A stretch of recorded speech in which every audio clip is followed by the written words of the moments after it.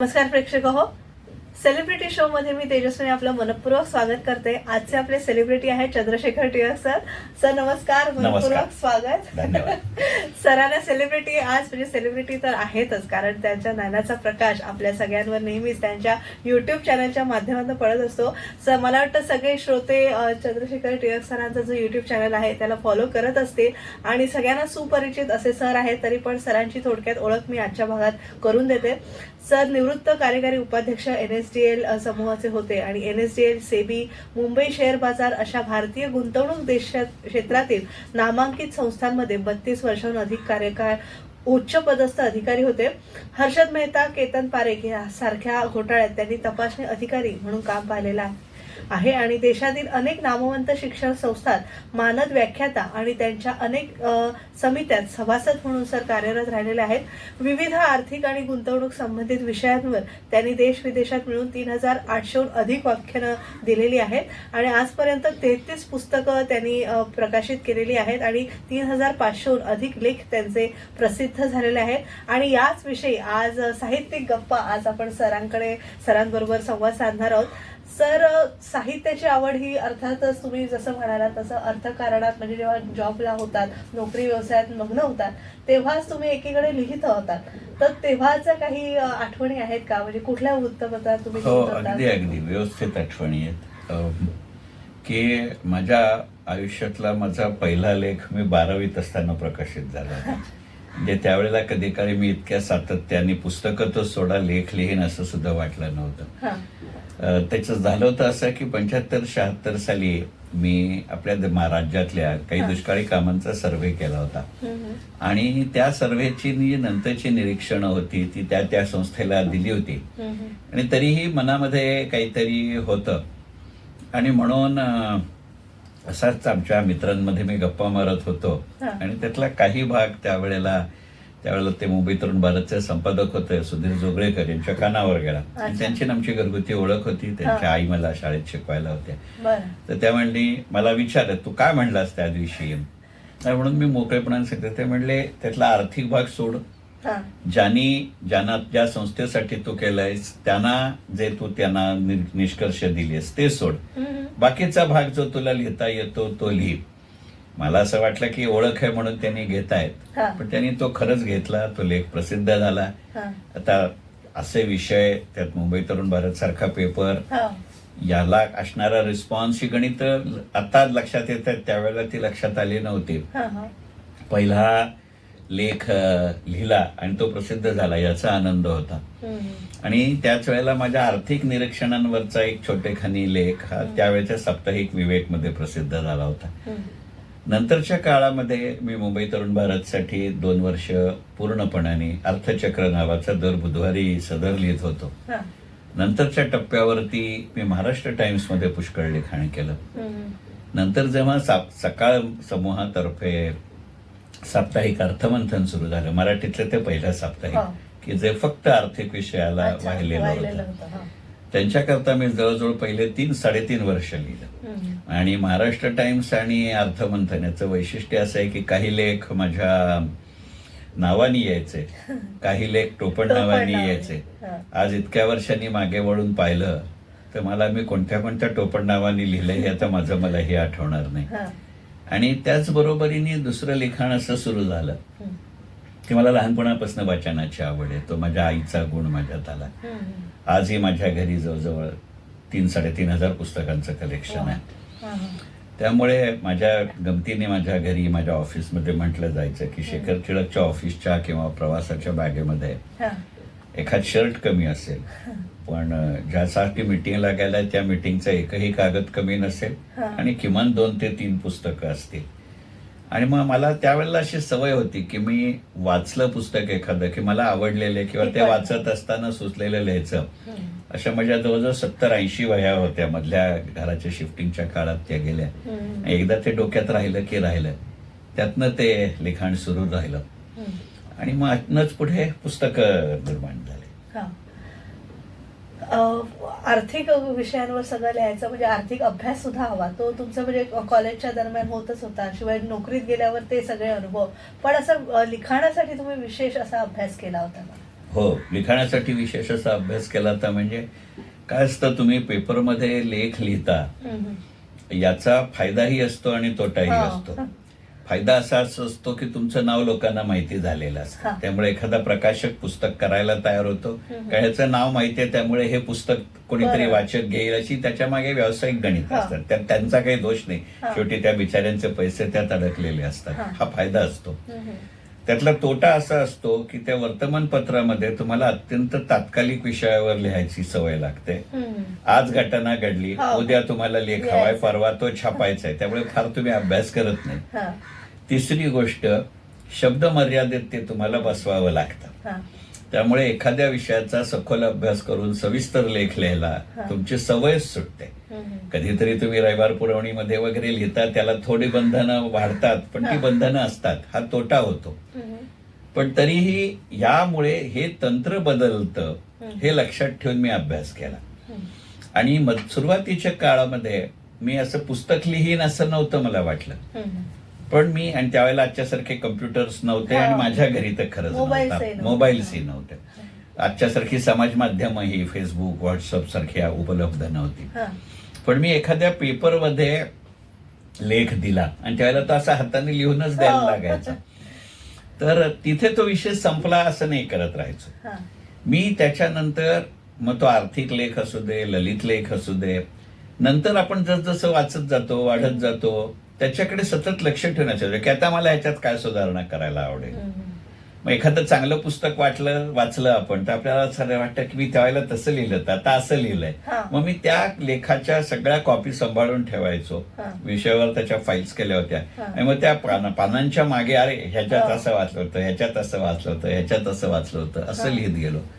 त्याचे दोन फायदे असे झाले की एक तर तो विषय माझ्या डोक्यात अद्ययावत राहिला, आणि दुसरं क्रॉस रेफरन्सिंग करायला मी शिकलो. त्यामुळे तुम्ही माझ्या आर्थिक विषयांवरच्या पुस्तकांमध्ये बऱ्याच वेळा तुम्हाला कविता दिसतील, वेगवेगळी कोटेशन दिसतील. साहित्य विषयक पुस्तकांमध्ये सुद्धा एखादी कळत नकळत माझ्या आर्थिक क्षेत्रातली संकल्पना येईल.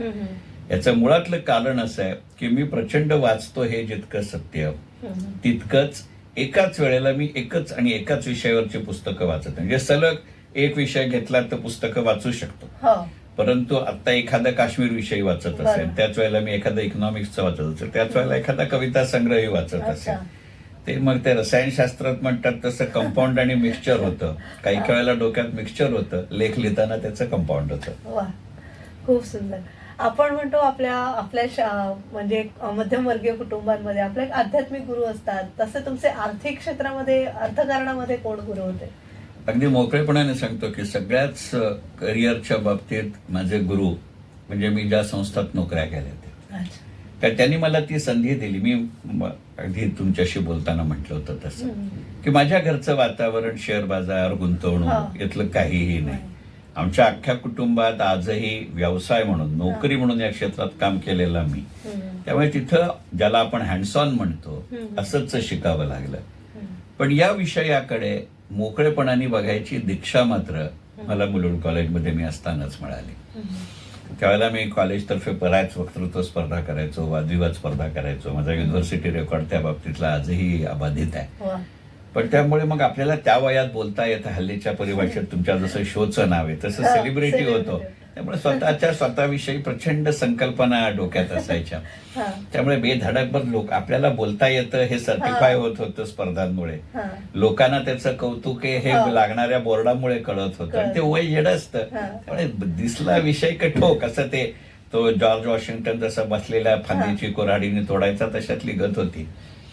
त्यावेळेला माझे प्रिन्सिपल डॉक्टर भगत बापट एकदा म्हणले की ते तुझं मत असायला माझी काही हरकत नाही. ते योग्य अयोग्य हे मी ठरवत नाही, तुझं तुला कळेल. माझं मत इतकंच आहे की तू ज्याच्याविषयी मत व्यक्त करतोय त्याच्याविषयी आधी थोडं वाच. तू असं काहीतरी पेपरात वाचलं, कोणीतरी सांगितलेलं ऐकलं आणि तू रिॲक्ट झाला असं नाही होता का? त्या माणसाचं मत तुला पटेल न पटेल ही गोष्ट वेगळी. मतभेद असू शकतो, पण तो विषय तर आधी माहिती करून घे. हा माझा गुरुमंत्र मी आजपर्यंत ठेवला. म्हणजे मी इन्स्टंटली बोलत नाही का, बोलतो. कारण हल्लीच्या ह्या टीव्ही चॅनल्सच्या जमान्यामध्ये तुम्हाला बाईट लागतो. म्हणजे आत्ताचा बाईट आणि त्यावेळेचे लेख ह्याच्यात फरक काही नाही. तात्कालिक, चटपटीत आणि थोडक्यात असं सगळं लागतं. त्याच्या पलीकडे जाणं हा मला या तुमच्या चॅनल्सनी आणि त्यावेळेच्या लेखाने दिलेले गुरु, तेही माझे एका अर्थी गुरु आहेत. हा. आता वाचकांमध्ये म्हणजे असे सगळ्या प्रकारचे वाचक असतात. काहींना लिखाण आवडतं असं म्हणणारे असतात, काहींना उद्बोधक म्हणजे तुम्हाला शहाणपणा शिकवणारे सुद्धा वाचक तुम्हाला मिळालेले असतील. तर अशा काही वाचकांच्या प्रतिक्रिया आहेत? हो, नाही आहेत ना. शेवटी एक गोष्ट लक्षात घ्या हा. की श्रोत्याशिवाय वक्ता होत नाही, वाचकाशिवाय लेखक होत वा, नाही. हा. आणि श्रोत्याला आणि वाचकाला काय हवं हम्म. हे ठरवायचा वक्ता आणि लेखकाला काहीही अधिकार नाही. हा. तुम्हाला काय हवं हे जर तुम्ही ठरवता, तुमचं मत तुम्ही ठरवता, तर त्या श्रोते आणि वाचकाला हा त्याचं मत ठरवायचा अधिकार आहे. हम्म. आणि त्यामुळे त्यातनं मी बरंच शिकत गेलो. अगदी साधं उदाहरण सांगतो की काही काही श्रोते असे असतात किंवा काही काही वाचक असे असतात, आता मी इतकी वर्ष इतक्या ठिकाणी इतक्या वेळा बोलतोय, हा. तर एक प्रकारचा रॅपो तयार असतो. हा. म्हणजे जसं हल्लीच्या काळामध्ये आपण म्हणतो की एखादी घटना आज घडो किंवा न घडो, हा. उद्या कोणता पेपर काय लिहील हे आपल्या डोक्यात फिक्स असतं. लोकसत्ता काय म्हणेल, मुंबई तरुण भारत काय म्हणेल, सकाळ काय म्हणेल, हा. पेपर उघडावा नाही लागत. लागत नाही. हा. तसे श्रोते असतात, तसेच वाचक असतात, कारण ते त्यांच्या त्यांच्या जागी बरोबर असतात. हम्म. मग यातला प्रगत तुम्ही करत, एक साधं उदाहरण सांगतो की ज्या वेळेला मी काही वेळेला तुम्हाला प्रकाशकही शहाणे करून सोडतात. हा. हा. म्हणजे तुम्ही मागाशी आपल्या गुलजारच्या माझ्या पुस्तकावरची चर्चा झाली, हा. तर ते गंमत सांगण्याजोगी आहे की तो पुस्तक तो लेख त्याचा योग घेऊन येतो. हा. मी गुलजार वाचतो का? हो, मी प्रचंड वाचतो. बरोबर. म्हणजे एक काळ असा होता की मराठी, हिंदी, इंग्लिशमध्ये मी आजही बोलतो, तेव्हाही बोलत होतो. हम्म. 2015 पर्यंत मी मराठी, हिंदी, इंग्लिश इतकंच गुजराती आणि उर्दूमध्येही बोलत असे. अच्छा. त्यामुळे त्याचा अभ्यास होता. हा. हा. गुलजार, जावेद अख्तर यांच्या साहित्यावरती अजूनही आवड तसा म्हणून. उर्दूचा आवड म्हणून. हा. हा. कारण मी 11वीत असतानाच टिळक महाराष्ट्र विद्यापीठाचे हिंदी पंडित झालो आणि तेव्हा मला 50 मार्काचं उर्दू होतं. अरे बापरे. त्याच्यात त्यावरनं माझ्या व्यावसायिक आयुष्यात एक गंमत झाली, पण तो विषय आजचा नाही. तर त्यावरती मी लोकसत्तामध्ये असं कधीतरी याना त्या निमित्ताने जाणं व्हायचं, कारण त्यातले सुधीर जोगळे कधी ते करायचे, आम्ही बरोबर डोंबिवलीला परत जायचो. त्यावेळेला त्यांची चर्चा चालली होती, तर हा विषय काय घ्यायचा. त्यावेळेला लोकसत्तेची रंगीत पुरवणी सुरू करायची होती. तर मी आपलं सहज गमतीने म्हणलं, ते सगळे जाऊन ओळखीची मंडळी झाली ती, त्यातले काही माझे समवयस्क होते, त्यांच्या ऑफिसच्या बाहेरही माझ्या मैत्रीचे होते. अरे म्हणले, गुलजारवर लिहिणं, म्हणलं रंगीत पुरवणी करायची ना, तर म्हणजे काही ब्लॅक व्हाईट पेपर असतील, काही रंगीत असतील. तर म्हणलं असा तिन्ही सांजेचा रंग असतो. तेव्हा काही बोललं नाही, मी पुरता बाहेर नाही पडलो. तर मला त्यांनी फोन करून पुन्हा आत बोलावलं आणि म्हणले, तूच लिहितोयस गुलजारच्या तिन्ही सांजा हा विषय. लिहिला तो गुलजार साहेबांना आवडला. मग ओळीने मी 2-3 लेख लिहिले. असं वाटायला लागलं की आपण ह्याचं पुस्तक लिहू म्हणून. आता नाव घेत नाही, जाहीरपणे योग्य नाही ते. त्यावेळेलाही ते प्रसिद्ध मराठीतले प्रकाशक होते, आजही प्रसिद्ध मराठीतले प्रकाशक आहेत. त्यांना मी ते माझे 20-22 त्यावेळेला माझ्याकडे 10 लेख होते, ते मी पाठवले. म्हटलं अशा पद्धतीने मी लिहू इच्छितो, आपण पुस्तक करू शकू का? कारण तेव्हाही किंवा आजही काही माझं पुस्तक हा पूर्ण वेळचा व्यवसाय नव्हता.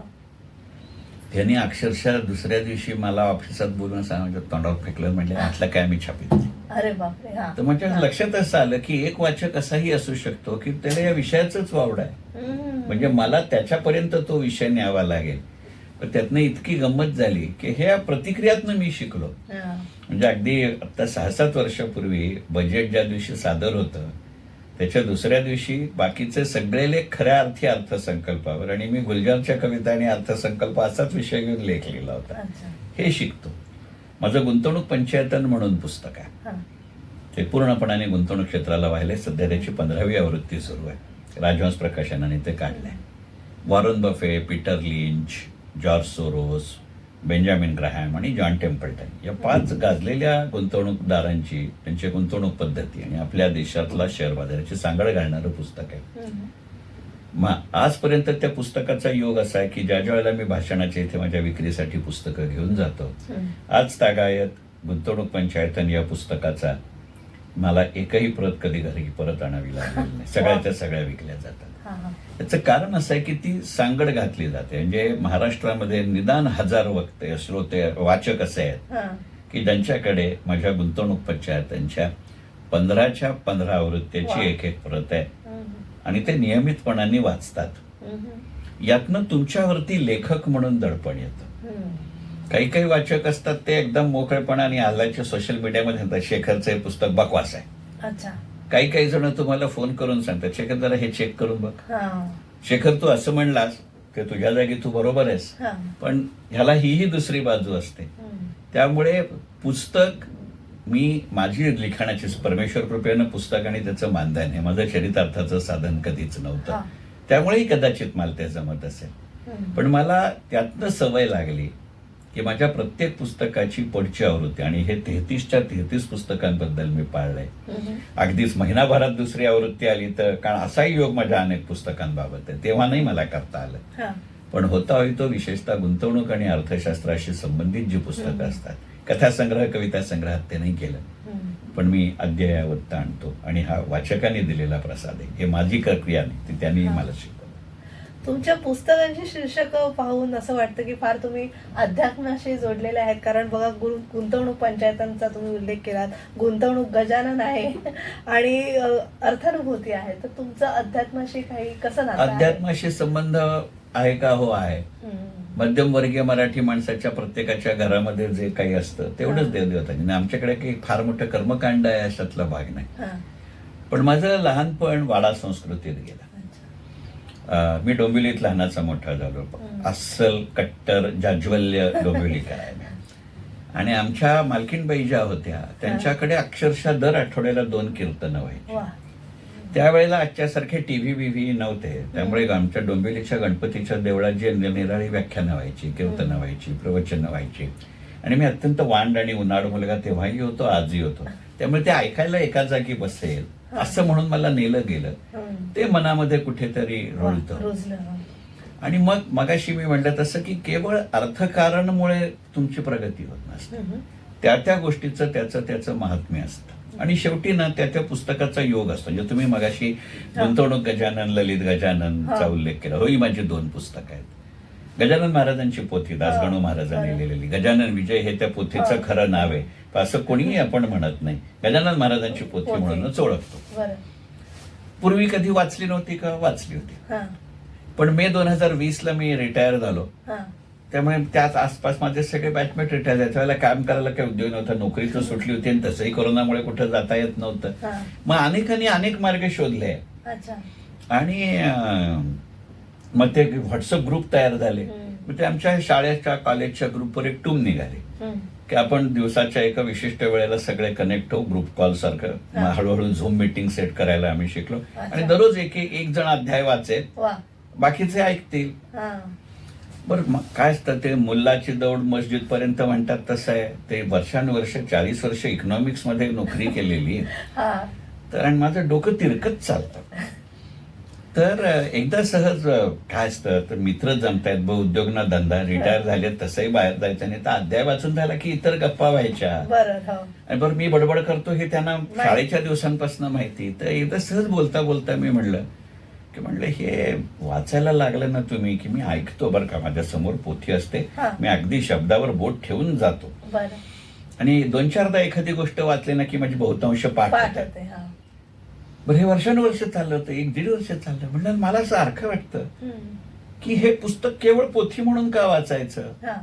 एखादी ललित कादंबरी, कथासंग्रह, उपदेश संग्रह म्हणून का नाही वाचायचं? तर माझा एक वर्गमित्र म्हटला, उगाच पुढ्या सोडू नको, पतंग उडवू नको. आजपासून 15व्या दिवशी तू 2 मिनिटं 5 मिनिटं या विषयावर बोल. कारण त्यांना माहिती ह्याला 2 मिनिटं म्हणले तरी ह्या 20 मिनिटं बोलेल. त्यातनं माझ्या लक्षात आलं की मग मात्र मी अभ्यास केला. अक्षरशः म्हणजे इतक्या निगुतीने जर मी अभ्यास केला असता तर तुम्ही म्हणलात ना तसं मी वयाच्या 22व्या वर्षी PhD झालो असतो. पण तेव्हा करायचा राहिला, त्यामुळे आता करतोय. मग ते करत असताना मी ठरवलं की नाही आता त्याला एक बैठक देऊ. मग त्या म्हणलं पोथीत सांगितलंय ना, दशमी, एकादशी, द्वादशीला पठण करावं. ते 3 दिवस मिळून एकदा पारायण करावं. मी महिने दोन्ही पंधरवड्यातल्या दशमी, एकादशी, द्वादशीला 1 दिवसीय पारायण केलं. म्हणजे 6 पारायण एका महिन्यात नक्की, जास्त सुद्धा झाली असती. आणि मी चक्क पेन्सिल हातात घेऊन बसायचो, 2 पॅड बाजूला ठेवायचे. एकात इकॉनॉमिक्सच्या दृष्टिकोनातनं पोथीत काय सांगितलंय, साहित्य म्हणून काय सांगितलंय. आणि खरं सांगतो ती एकदा असं ते योग असतो म्हणतात ना, तसं आहे. तुमचा विश्वास असला तर नाही, कृपा योग म्हणा महाराजांची, नसेल तर योग म्हणा, काय जे तुम्हाला म्हणायचं ते. आमच्या डोंबिवलीत एक व्याख्यान झालं होते, गजानन महाराज हाच विषय होता. मी आपला ऐकायला पोथी वाचत होतो, ऐकायला जाऊ. तर ऐन वेळेला एक वक्ता, अडचण असते हो माणसाला सुद्धा, तो नाही येऊ शकला. पण डोंबिवलीकरांना मी बोलतो या विषयावर माहिती, तर ते म्हणले जरा वेळ मारून नेशील, एवढं बोलशील का? म्हटलं बोलतो. ते बोललो मी तास सव्वा तास, आणि मोरया प्रकाशनचे दिलीपराव महाजन पहिल्या रांगेत बसले, ते श्रेष्ठ भक्त आहेत. ते म्हणले की हे लिहायचं, तुम्हाला खोटं वाटेल. हो म्हणलं. अर्ध्या तासात पहिलं प्रकरण लिहून दिलं, पुढं काही सुचत ना. अर्धे म्हणले ते बोललाच ते लिही ना. म्हणलं ते नाही लिहायचं मला, पण मला पुढचं काय सुचत नाही. शेवटी त्यांची गणित असतात, एका विशिष्ट वेळेत ते पुस्तक तयार व्हावं लागतं. त्यांना काही शेखरचं पुस्तक लिहायचं एवढाच का धंदा आहे. पण नंतर काय ते आत्मस्फूर्ती झाली, तुम्हाला खोटं वाटेल. गुंतवणूक गजानन या पुस्तकाची 20 प्रकरणं आणि ललित गजाननची उरलेली 20 प्रकरणं, कारण माझ्या दोन्ही पुस्तकात 21 प्रकरणं आहेत, कारण त्या पोथीत 21 अध्याय आहेत. एका दिवसात लिहून झाले. तुम्ही मगाशी पंचायतन म्हणलात, हे मात्र त्याचा काहीही अध्यात्माशी संबंध नाही. ही 5 माणसं आहेत. आणि मला इंग्लिश शब्द माझ्या नंतरच्या काळात काही पुस्तकांच्यात आले. मार्केट मेकरचे इंग्लिशच पुस्तक आहे, कारण मार्केट मेकर अशीच कॅटेगरी आहे त्या बाजारातली. तर त्याच्या जवळपास जाणारा शब्द हवा होता, म्हणून पंचायतन हा शब्द आला. आणि त्याच्यात ही खरं सांगायचं जे मी गमतीने आजही म्हणतो भाषणांमध्ये, की गुंतवणूक पंचायतन हा शब्द म्हटला. पंचायतन मला स्प्लिट करून द्यायचं, पंचायत एका जागी आणि न एका जागी.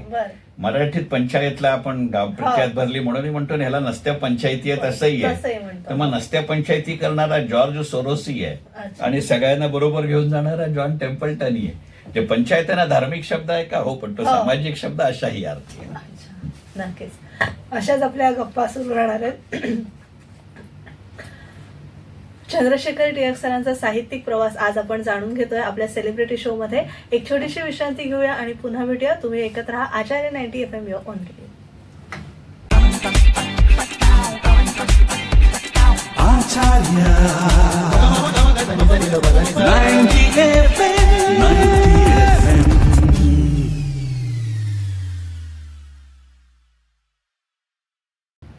विश्रांतीनंतर तुम्हा सगळ्यांचं पुन्हा एकदा स्वागत. तुम्ही ऐकत आहात आचार्य 90 FM युअर ओन रेडिओ, आणि आज आपण सेलिब्रिटी शो मध्ये चंद्रशेखर टिळक सरांना आमंत्रित केलेलं आहे.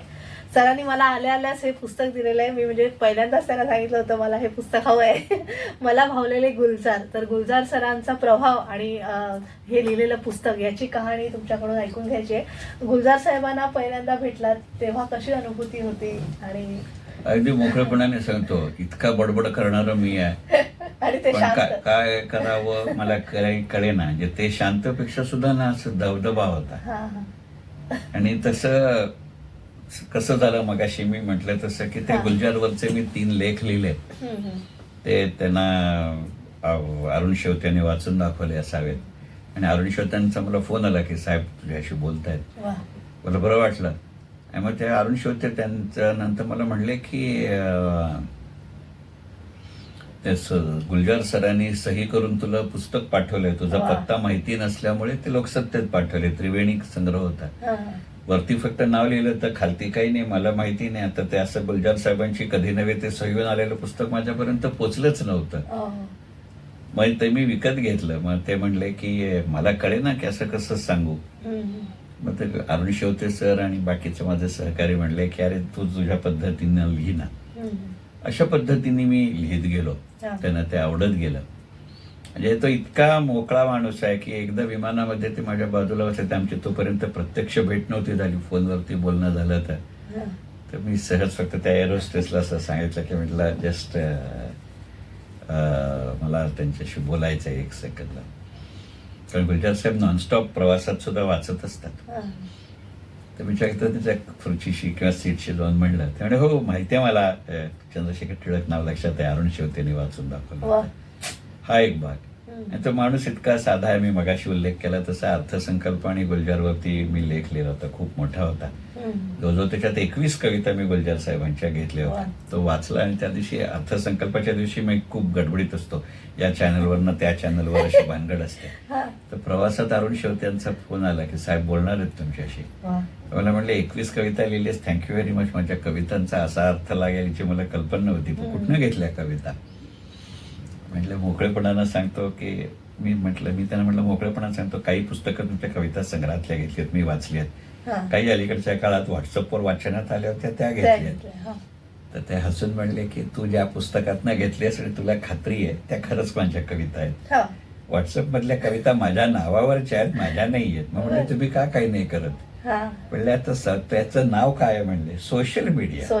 त्यामुळे तिथे काय पर्सनल इंटरव्हेन्शन गोष्टी सुधारत नाहीत. असा तो माणूस. आणि मला तो माणूस का आवडतो किंवा लेखक म्हणून आवडतो, मला कोणावरती ही टीका नाही, पण गुलजार साहेब आपलं मत मांडतात आणि आपला त्याच्याकडे बघण्याचा दृष्टिकोन जसा असतो, आपली भावावस्था जशी असते, तसं त्यांचा सिनेमा, गाणं, कविता याचा अर्थ उलगडत जातो. आणि दुसरं असं सांगताना कुठेही माझं मत मी तुझ्यावर लादतोय किंवा निष्कारण ते सेन्सेशनलाइज करतोय असा प्रकार नसतो. आणि छोट्या छोट्या गोष्टीतनंही तुम्हाला मोठा अर्थ द्यायची क्षमता असते. तो एक मापदंड म्हणून मी त्यांच्याकडे बघतो. आणि माझा स्वतःचं कौतुक म्हणून नाही सांगत, ही प्रक्रिया शेवटी असं असतं ना की कौतुक ही स्टेज, परस्पर कौतुक ही स्टेज कुठेतरी त्या नात्यामध्ये, प्रत्येकच नात्यामध्ये असते. मला जसे गुलजार आवडतात तसं त्यांना मी काहीतरी लिहिल्याचं निदान ते नोंद घेतात. ते स्वतः नाही बोलले तरी दुसऱ्याच्या हाती कळवतात. यातनं ते वाढायला लागलं की एक मगाशी मी म्हटलं तसं की ह्या 3 कविता माझ्या नाहीत. हे त्यांनी मला सांगायचं काय कारण होतं. हे जेव्हा पुस्तक लिहिलं त्यांना ते आवडलं. म्हणजे मला बोललेले गुलजार हे जे पुस्तक आहे हे त्यांना स्वतःला आवडलेलं आहे. त्यावेळेला त्यांनी अप्रत्यक्षरित्या मला सुचवलं होतं की रात पश्मिनेकीमध्ये म्हणून जो कार्यक्रम होतो त्याच्यात काही भाग तू करशील का, पण मला त्यावेळेला नोकरीच्या निमित्ताने शक्य नव्हतं. आणि दुसरं मला गुलजार साहेबांचं काय आवडतं की बघा, आपण त्यांना गीतकार म्हणून, सिनेमाचं म्हणून ओळखतो, पण सिनेमात न आलेलं त्यांचं जे साहित्य आहे ते प्रचंड आहे. आणि त्यांच्या साहित्याचं वैशिष्ट्य असं आहे की त्यांचे इतर अनेक भाषात अनुवाद झालेत. पण जर आपल्याला हिंदी येत असेल आणि हिंदी समजत असेल तर माझी कळकळीची विनंती आहे की मुळात गुलजार हिंदीतनं वाचावेत. कारण त्यांची शब्दशैली अशी गमतीची आहे ना, चांगल्या अर्थी म्हणतोय मी, की त्याचं नाही भाषेत अनुवाद होत. म्हणजे जसं पु ल देशपांडे म्हणतात तसं की खरकट हा मराठी शब्द आहे, त्याचा तू काय हिंदीत किंवा इंग्लिशमध्ये अनुवाद करणार. ही जी बांधिलकी आहे, राजकारणाकडे बघण्याची जी निकोप दृष्टी आहे. म्हणजे एक साधं उदाहरण घ्या ना की इजाजत त्यांचा सिनेमा आहे. कॉलेजात असताना इजाजत बघणं, नवीन लग्न झाल्यावर इजाजत बघणं, 40व्या वर्षी इजाजत बघणं आणि या 67व्या वर्षी लग्नाला 40 वर्ष झाल्यानंतर इजाजत बघणं, प्रसंग तोच राहतो, अर्थ बदलतो. त्याचं नाव गुलजार आहे. आणि बस दुसरं त्यांचं काय आवडतं माहितीये का की त्यांचं मूळ नाव आहे संपूर्ण सिंग कालरा. त्यांनी घेतलेलं नाव गुलजार आहे. गुलजारलाही अनेक अर्थ आहेत, त्या पुस्तकात मी दिली आहेत. पुस्तक वाचा, म्हणजे माझाही फायदा त्यांचाही फायदा. मला फार वाटतं की बघा, या माणसानं आपल्या दोन्ही नावाला पूर्ण न्याय दिलाय. संपूर्ण सिंग या नावालाही न्याय दिला, गुलजार या नावालाही न्याय दिला. साला आपल्याला एक नाव असतं तरी आपल्याला त्याला न्याय देता येत नाही ना, आपण भलतीच भांडणं बांधतो. म्हणून गुलजार. आणि यांच्याशिवाय तुम्हाला आवडणारे साहित्यिक कोण आहेत, लेखक? याच्याशिवाय मला आवडणाऱ्या साहित्यिक आत्ताच्या काळात अरुणा ढेरे, आशा बगे. इंग्रजीमध्ये जायचं तर आयन रँड, फ्रेडरिक फोर्सिथ. पॉलिटिकल थ्रिलर मध्ये जायचं तर आयर्विंग वॅलस, हे माझे आवडते लेखक. मराठीमध्ये मला आवडणारे लेखक म्हणजे नरहर कुरुंदकर आणि दुर्गाबाई भागवत. आता तुम्ही देश विदेशात, मगाशी मी म्हटल्याप्रमाणे 3800 किंवा आता हा डेटा पुढे गेला असेल तर जी व्याख्यानं झाली, देशातले काही अनुभव असतील तर ते, आणि परदेशवारीचे थोडे अनुभव आमच्याबरोबर प्रेक्षकांना ऐकायला आवडतील. प्रत्येक भाषण हा भन्नाट अनुभव असतो. वक्ता म्हणून, आयोजक म्हणून, श्रोता म्हणून मजा असते. काही वेळेला गंमत होत आहे, त्यातनं आपल्या घरातल्या आपल्याकडे कसे बघतात ते ऐकतो. फार जुनी गोष्ट आहे. माझा धाकटा मुलगा वयाने खूप लहान होता. डोंबिवलीमध्ये माझं भाषण होतं, आर्थिक विषयांवरती होतं. आणि डोंबिवलीकरांनी लाडावून ठेवलेला वक्ता आहे मी, असं म्हणायला हरकत नाही. कारण डोंबिवलीतल्या माझ्या बजेटच्या भाषणाला आता मला हॉल पुरत नाही, मला ग्राउंड लागतं. अगदी एक बोर्ड एक दिवस आधी लावला तरी साधारणपणे 900 ते 1000 लोक असतात. तर काहीतरी गडबड झाली त्या दिवशी, मला चॅनलवरनं पोचायला उशीर झाला. ट्रॅफिक जॅम आमच्या डोंबिवलीच्या कुंडलीचा अपरिहार्य भाग आहे. त्यामुळे मी तसाच स्टेजवर गेलो आणि घाईघाईनी माझी ओळख करून दिली जात होती. आणि आयोजक बोलण्याच्या त्यांना तसं म्हणायचं नव्हतं, ते मला लहानपणापासून माझ्या लहानपणापासून मला ओळखणार आहेत. त्यांना असं म्हणायचं होतं की शेखर टिळक याचा हर्षद मेहता आणि केतन पारेख याच्या आर्थिक घोटाळ्यामध्ये तपासणी अधिकारी म्हणून सहभाग होता, असं त्यांना म्हणायचं होतं. ते घाई गडबडीत असं म्हणले का शेखरचा हर्षद मेहता आणि केतन पारेख या घोटाळ्यात सहभाग होता. अरे बापरे. माझा लहान मुलगा समोर बसला तर त्याचा चेहरा पडला. मला बरं वाटलं की निदान माझ्या मुलाचा माझ्यावर विश्वास आहे. तो घरी गेला. तर कार्यक्रम संपल्यावर काही मला आयोजकांशी बोलायचं होतं, तो कंटाळा त्याचा वही नव्हतं, तो घरी गेला. मी पुरतं घरी नाही गेलो, चप्पल नव्हत्या काढल्या पायातल्या. तर मला म्हणला जरा बस. म्हटलं काय रे काय झालं? म्हटलं मगाशी मी पाहिलं. नाही म्हणलं 1 मिनिट थांब, तुला वाईट वाटलं? म्हणलं मला बरं वाटलं की आपल्या वडिलांविषयी तुला आदर आहे, अभिमान आहे. लहान होता मुलगा, 9-10 वर्षाचा असेल. तो म्हणला नाही ते बाकीचं सोड, म्हणला तुझा सहभाग असू दे नसू दे, जर तुझा सहभाग असेल तर ते पैसे कुठे गेले ते सांग म्हणला. हा जो अनुभव असताना त्यातनं मी शिकलो का तुम्ही कसा शब्द प्रयोग केला पाहिजे. काही अनुभव असे असतात की एखाद्या शब्दाचे अर्थ आपल्याला माहिती नसतात. आपण मुंबई साईडला, माझं लहानपण सगळं आयुष्य माझं या भागात गेलंय. आपण एखादा शब्द एका अर्थाने घेतो. तुम्ही महाराष्ट्राच्या दुसऱ्या भागात गेलात, महाराष्ट्र बाहेर गेलात, अगदी मराठीत बोलत असलात तरी त्या शब्दाचा तिथला स्थानिक अर्थ वेगळा असतो. प्रांतावर भाषा बदल. ते अनुभव तर फार गमतीचे आहेत. काही वेळेला आपण एखादा शब्द तांत्रिक, विशेषतः माझ्या आर्थिक विषयांवरच्या भाषणात लक्षात घ्यायला लागतं की आपल्याकडे मांडवली हा शब्द मराठीमध्ये आपण काहीतरी जुगाड केलाय अशा अर्थी वापरतो. कारण मांडवली, जुगाड याच्यातनं प्रकरण तडीला लागतं, पण ते भल्या पद्धतीने केलं नाही अशा पद्धतीचा अर्थ आहे. पण आपण जर सौराष्ट्र कच्छ साईडला गेलं, कारण त्या भागात माझी शेअर बाजारावरती एक काळ खूप भाषणं व्हायची, तर ज्याला आपण इथे आर्बिट्रेशन म्हणतो, मध्यस्थी म्हणतो, तशा अर्थी मांडवली हा शब्द आहे. पण म्हणजे आपल्या मी तो म्हणून इथे वापरला तर लोकांना राग येतो, वेगळा अर्थ लागतो. तिथे वापरला तर हा नाही बाबा. आता बघा हल्ली कोर्ट सुद्धा सांगतं पटकन जाऊ नका, आपापसात मिटवतंय का बघा, त्याला मांडवली हा शब्द आहे. हा अनुभव आपल्याला या फिरण्यातनं येतो. काही वेळेला तिथल्या तंत्रज्ञानामुळे ते लोक गृहीत धरतात. आता आपण जगाच्या खूप पुढे गेलो, पण पूर्वी आपल्याकडे 15 दिवसाचं ट्रेडिंग सायकल होतं आणि मग 15 दिवसाचं सेटलमेंट सायकल होतं. त्यामुळे आपल्याकडे त्या काळात सेटलमेंट म्हटलं की ट्रेडपासून 30-31 दिवस हे आपण गृहीत धरलं होतं. त्या काळात तिथे 8 दिवस होते. त्यामुळे मी म्हटलं की फ्रॉम सेटलमेंट, की त्यांचं असायचं ट्रेडपासून 7व्या दिवशी सेटलमेंट आणि तिथनं 7. माझ्या डोक्यात तिथलं सेटलमेंट, त्यामुळे ट्रेडपासून 30 दिवस, त्याच्या पुढचं 7. म्हणजे त्यांची गणितं 15व्या दिवसाला सुरू व्हायची, माझी गणितं 37व्या दिवशी सुरू व्हायची.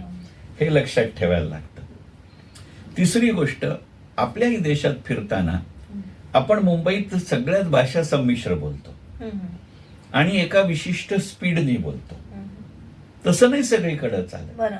तुम्ही जर पूर्वांचलला गेलात तर त्यांना म्हणजे आज मणिपूर, मिझोराम, नागालँड, आसाम त्या मानाने पुष्कळ मुंबई सारखं आहे. अगदी मुंबई इतकं नसलं तरी. तर आपण आपल्या नॉर्मल स्पीडने इंग्लिश बोललं तर त्यांना नाही चालत. ते शांतपणे सांगतात कमी स्पीडने बोल. मिझोराम आपल्या देशात आपल्या मनामध्ये वेगळ्या पद्धतीने असतं, पण तिथे आता आपण जसं रेकॉर्डिंग करतोय ना, आपण रेकॉर्डिंग मध्ये काय तुम्ही मला आल्यानंतर आता मी यांना इंट्रोड्यूस करते असं फॉर्मल बोलला नाही. तुमच्या चॅनलच्या रेकॉर्डिंगचं शेवट तसा असणारी गोष्ट वेगळी, त्यांच्याकडे तसं नसतं. अगदीच वैयक्तिक पातळीवर मी त्यांच्या घरी गेलो तर गोष्ट वेगळी, पण बाकी ते इतके फॉर्मल असतात की अगदी सांगतात now let me say what of thanks. हे लक्षात ठेवा. आपल्याला जर असं वाटलं तर ते नाही चालत. तिकडच्या भागांमध्ये तिथल्या हवामानामुळे तुम्ही जर हिमाचलच्या वरच्या भागामध्ये गेलात, मणिपूरच्या वरच्या भागामध्ये गेला आणि तुम्ही दुपारी 3:30-4 नंतर मीटिंग करून उठत असा. तिथे साधारणपणे 4-4:30ला बरेच वेळेला सूर्यास्त होतो. तर ते देताना ते पान आणि अशी सुपारी देतात. आपल्याकडे जसं म्हणतात की पुरुषांनी चहाला, स्त्रीनं कुंकवाला नाही म्हणून नाही, तसं आहे ते. ती सुपारी म्हणजे सुपारी नसते आपण जी ते खातो ती याकची सुपारी असते. ती दातात धरून ती चघळायची नसते. तिथल्या संध्याकाळनंतर तिथलं टेम्परेचर प्रचंड वेगाने खालती येतं. तिथले पावसाचं प्रमाण हे बहुतांश वेळेला सूर्यास्त ते सूर्योदय मध्ये येतं. म्हणजे आधीच तापमान खाली, डोंगराळ प्रदेश आणि पावसाची सुरुवात आणि तुम्ही प्रवासात, यातनं तुम्हाला दातखीळ बसण्याची शक्यता असते. ती बसू नये म्हणून ती सुपारी खायची असते. हे ते एक्सप्लेन करत नाहीत, पण आपण जर सुपारी नाकारली तर त्यांना वाईट वाटतं. हा जो भाग असतो, असे अनेक अनुभव असतात. किंवा आता उदाहरणार्थ आपल्याकडे आखाती देश म्हटल्यानंतर वेगवेगळे संबंध समज असतात. पण मी जेव्हा बहारीनला गेलो होतो तिथली कॉफी मला खूप आवडली. तिथल्या कोपऱ्या कोपऱ्यावरती आपल्याकडे जशा चहाच्या टपऱ्या असतात तशा कॉफीचे कप ठेवलेले असतात. त्याची किंमत द्यायची नाही द्यायची हा एक वेगळा भाग आहे, त्या दुकानाच्या स्वरूपावर ते अवलंबून असतं. पण आपल्याला जर असा समज असेल की हे सगळे कॉफी पितात, तसं नसतं. त्याचेही काही सभ्यतेचे किंवा ज्याला आपण एटिकेट्स असं म्हणतो ते संकेत असतात. असे वेगवेगळे अनुभव आले. कदाचित त्याच्यावरती एक वेगळा मला पुस्तक लिहावं लागेल किंवा आपल्याला शो करावा लागेल. नक्कीच. आता एक अर्थतज्ञ म्हणून, म्हणजे आपले जे तरुण वर्ग, तरुण मुलं जी हा कार्यक्रम पाहत आहेत किंवा ऐकत आहेत, तुमचा असंख्य चाहता वर्ग आहे, तर एक अर्थतज्ञ म्हणून आपण कशी तयारी करावी किंवा काय अभ्यास करावा नेमका? अगदी मोकळेपणाने सांगतो की इकॉनॉमिक्स या विषयाकडे सगळ्यात पहिल्यांदा आपला बघण्याचा दृष्टिकोन बदला. आणि हे अनुभवातनं सांगतो. मी माझ्या शाळा कॉलेजच्या दिवसांविषयी गमतीने म्हणतो, माझे प्राध्यापकही म्हणतात आणि ती वस्तुस्थिती आहे. मी कॉमर्सचा विद्यार्थी असल्यामुळं मला 7 वर्ष इकॉनॉमिक्स होतं. आणि अगदी मोकळेपणाने सांगतो, 7 वर्षात मी 7 तास सुद्धा इकॉनॉमिक्सच्या वर्गात कधी बसलो नाही. त्यावेळेला मला इतका कंटाळा यायचा इकॉनॉमिक्सचा. उदय सबनीस जे प्रसिद्ध अभिनेते, तो माझा वर्गमित्र. आम्ही एकमेकांना गमतीने म्हणायचो की अरे ते इकॉनॉमिक्सची पुस्तकं रद्दीत टाकू नका, ती आयुष्यभर सांभाळा. लोकांना वाटायचं हा अभ्यास करतोय का काय. पण तसं नव्हतं. मी म्हणायचो अरे नंतर कधीतरी निद्रानाशाचा विकार जडला ना तर ते इकॉनॉमिक्सच्या पुस्तकांकडे बघितलं तरी साला झोप येईल.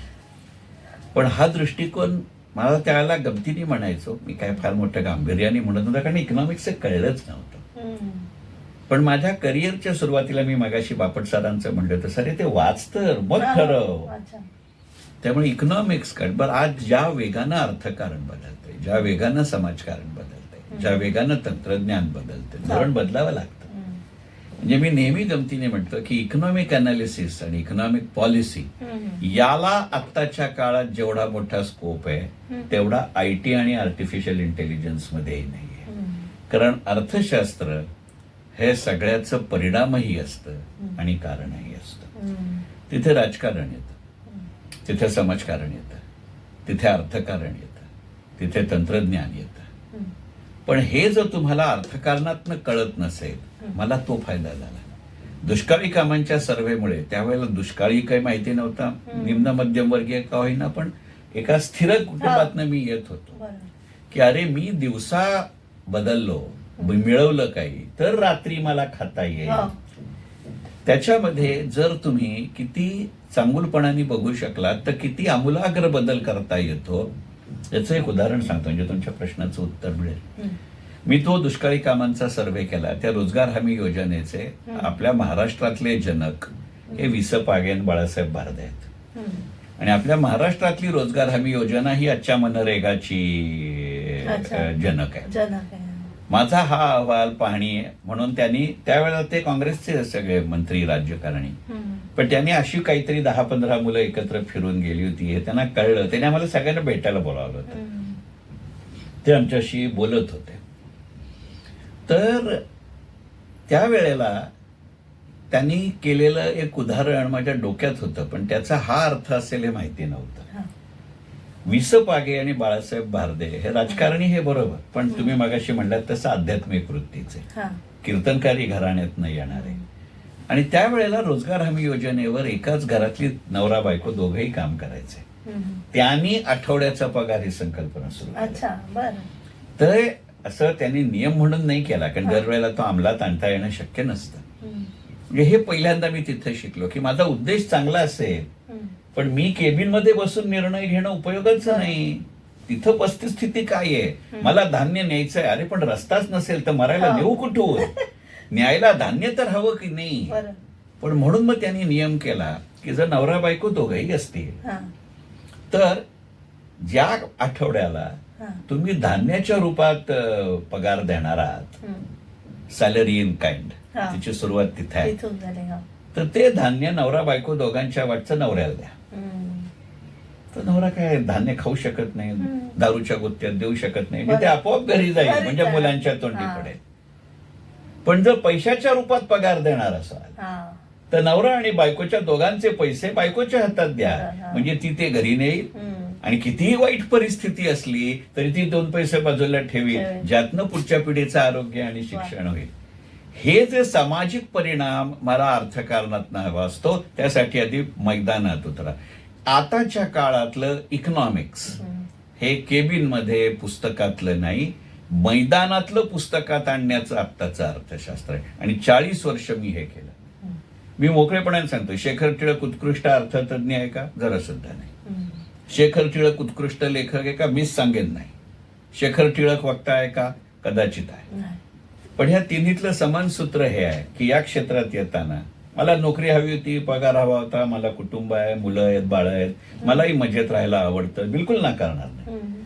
पण त्यावेळेला काही कौटुंबिक व्यावसायिक कारणांमुळे मी ठरवलं की नाही, मला धोरणाला पॉलिसीलाच काम करायचंय. आणि मग मी आयुष्यभर मिशन म्हणून माझं बोल्ड लिखणं, पगार मिळाला मला, पण त्यामुळे मी असं ठरवलं होतं की धोरण लोकांपर्यंत नेईन आणि लोक धोरणापर्यंत आणेन. आणि आज ह्या बदलत्या पॉलिसीमध्ये याची प्रचंड मोठी आवश्यकता आहे. त्यामुळे इकॉनॉमिक पॉलिसी करता प्रचंड मोठ्या प्रमाणावर अभ्यास करा, त्याला खूप मोठ्या प्रमाणावर स्कोप. एक साधं गणित सांगतो की हे जर आपण लक्षात घेतलं नाही ना तर कशी गंमत होते पहा. आज आपण विमा क्षेत्र, इन्शुरन्स याच्या खाजगीकरणाची चर्चा करतो. आज मी तिला माझ्या देशात 30हून जास्त कंपन्या आयुर्विमा क्षेत्रात आहेत, जवळजवळ तेवढ्याच कंपन्या सर्वसाधारण विमा क्षेत्रात आहेत. आपण विमा कंपल्सरी करतोय, हरकत नाही माझी. त्या इरडाचा एक नियम आहे, जी विमा क्षेत्राची नियंत्रक संस्था आहे, की तुमचा एवढा बिझनेस असेल तर इतके ऍक्च्युअरीज पाहिजे, म्हणजे माणसाचं आयुष्यशास्त्र. अजमेतीला या नियमानुसार 30 कंपन्या, त्यांच्या एवढ्या पॉलिसी, एवढी माणसं ज्यांनी पॉलिसी घेतली आहे, हे पाहू जाता मला किमान 250 अर्थव्यवस्था म्हणून ऍक्च्युअरीज हवी आहेत. माझ्या देशामध्ये फक्त 17 आहेत. हे अर्थशास्त्र शिकवतं, म्हणून याच्याकडे बघा.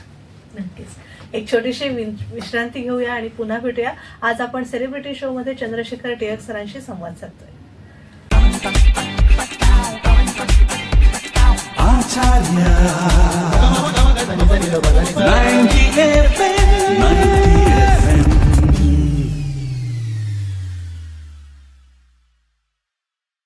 विश्रांतीनंतर तुम्हा सगळ्यांचं पुन्हा एकदा स्वागत. सेलिब्रिटी शो मध्ये आपण चंद्रशेखर टिळक सरांशी संवाद साधतोय.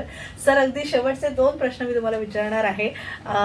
पहिला म्हणजे अर्थातच तुम्ही 3 पंतप्रधानांना भेटण्याचा तुम्हाला योग आला, ते म्हणजे अटलजी, नरसिंहराव आणि डॉक्टर मनमोहन सिंग. तो एक किस्सा फार ऐकायचा आहे आणि ह्यातले तुम्हाला आवडते असं मी म्हणणार नाही, पण तरी सुद्धा अटलजी तर साहित्यिक सुद्धा आहेत, कवी आहेत, तर कसा होता? नाही, तिघही खरं म्हणजे साहित्यिक आहेत, तिघही खरं म्हणजे कवी आहेत. अच्छा. नरसिंहरावांना 17 भाषा यायच्या. कुसुमाग्रजांच्या अनेक कवितांचं दाक्षिणात्य भारतीय भाषांमध्ये, साने गुरुजींच्या अनेक साहित्याचं नरसिंहरावांनी भाषांतर केलंय. नरसिंहराव एकापेक्षा जास्त वेळेला आपल्या महाराष्ट्रातनं लोकसभेत निवडून गेले. मनमोहन सिंग जेवढे अर्थतज्ञ आहेत, जेवढे राजकारणी आहेत, तेवढे त्यांचा उर्दू साहित्याचा प्रचंड अभ्यास आहे. आणि एक गोष्ट लक्षात घ्या की या तिघांनीही मला जे बोलावलं होतं ते मुंबई शेअर बाजारात नोकरी केलेला, सेबीत नोकरी केलेला हर्षद मेहताचा तपासणी अधिकारी म्हणून बोलावलं नव्हतं. माझी पुस्तकं, माझी भाषणं ऐकून केली होती, इतके ते साहित्य वाचक आहेत. वा.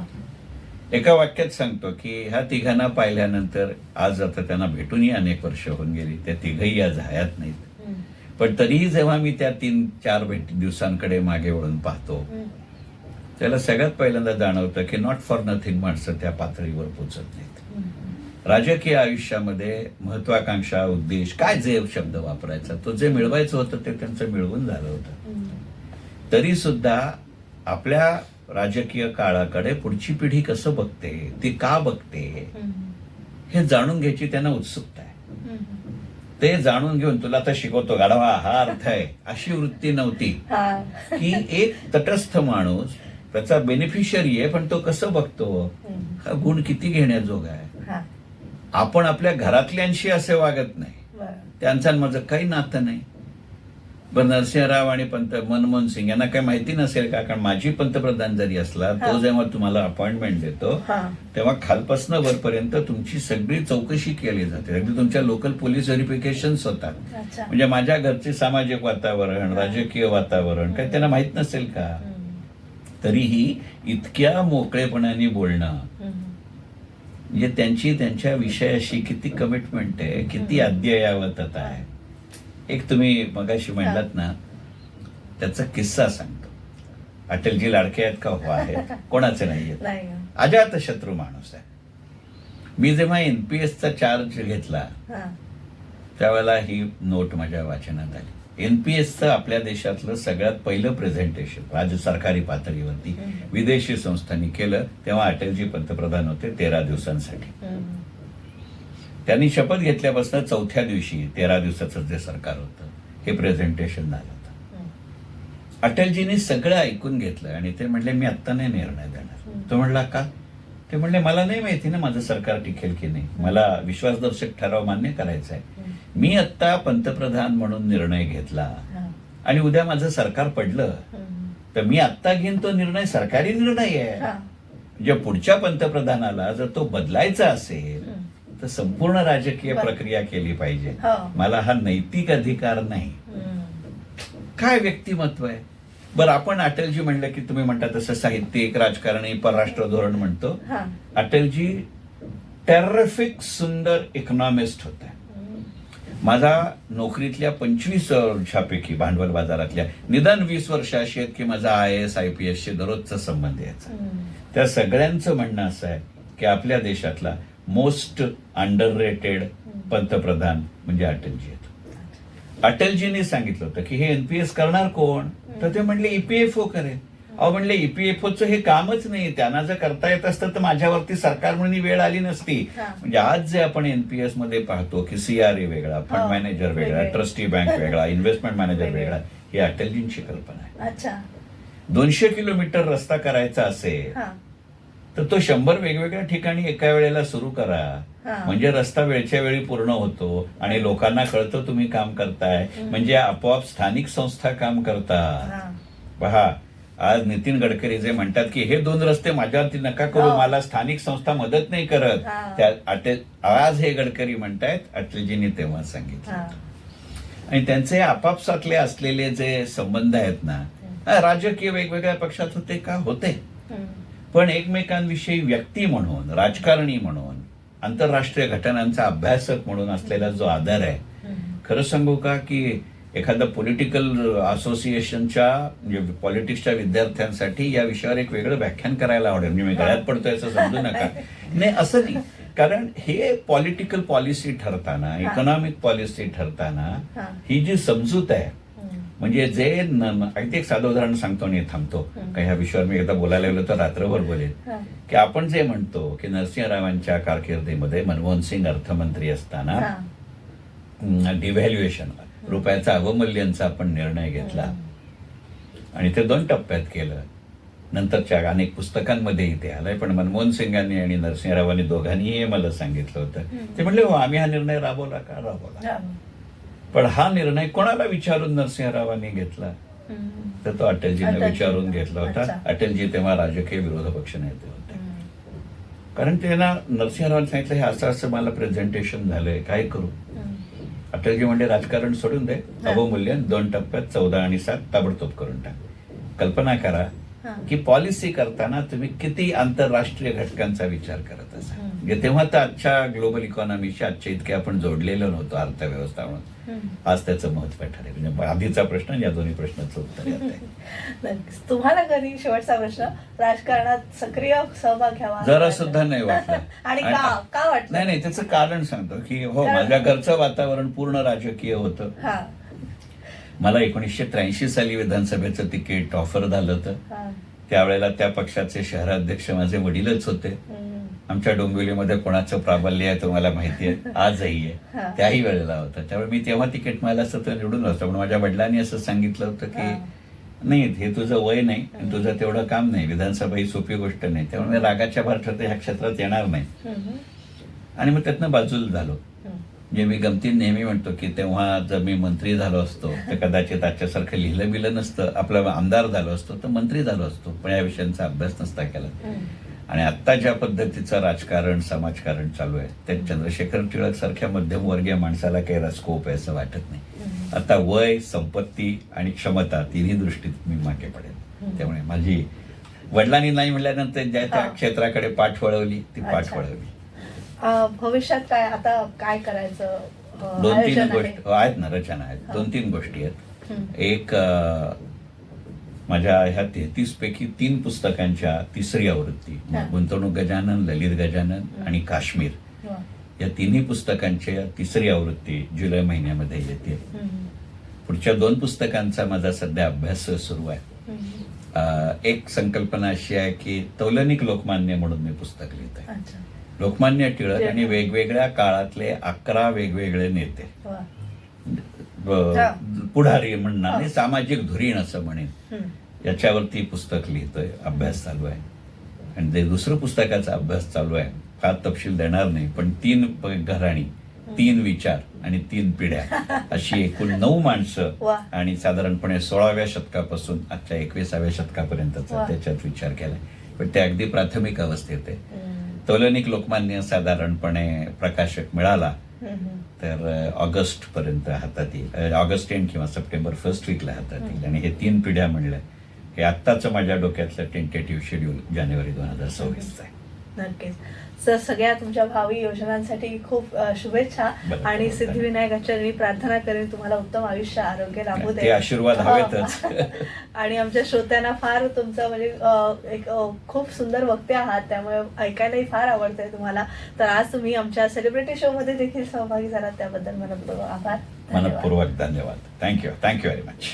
तर प्रेक्षको, आज सेलिब्रिटी शो मध्ये चंद्रशेखर टिळक सरांना आपण सहभागी करून घेतला. आमची ही मुलाखत तुम्हाला नक्कीच आवडली असेल अशी आशा व्यक्त करते आणि मी आरजे तेजस्विनी आपला निरोप घेते. धन्यवाद. आचार्य